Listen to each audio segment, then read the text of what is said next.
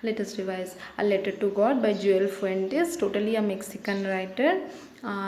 So the story is set up in Latin American country. We can see it by what? The dialect, pesos, the word.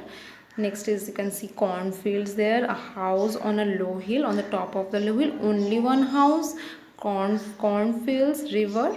Next is the cornfield was in need of rain. We can see Lencho here and his family staying in that house. The field was in need of rain. Rain began to fall. After the rain began to fall, Lenchu went to get the pleasure of the rain. These aren't raindrops falling from the sky, but they are compared to new coins because it's a source of income of the farmer.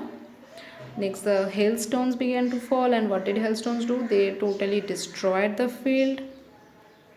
Only option was of the helpless Lencho is the faith in God. So what he commits next? He commits himself on to write a letter to God. He thinks that God stays in the world, God have eyes, and God sees everything. So he dropped the letter into the mailbox. A post office employee sees the letter. One employee showed the letter to the boss at the post office. The boss collected 70 pesos from his salary and also from other people. Lencho trusted God so much that he came earlier the next day. He got the envelope and he was not at all astonished. He was totally sure and he had total confidence in God that the amount of money will be sent to him. And so he was angry on finding only 70 because what the boss, here you can see the boss collected only 70 pesos. So Lencho was angry. He thought that God could not have made a mistake. God could not have denied what Lencho had requested. So much faith you can see.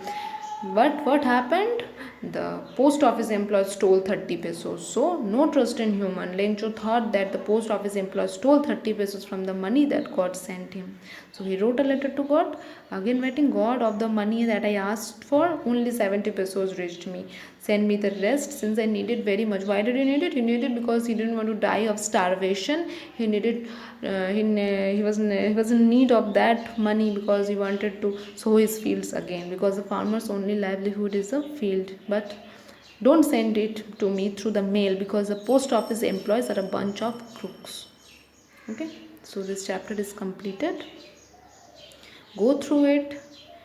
For any queries, anything, any problem, feel free to ask.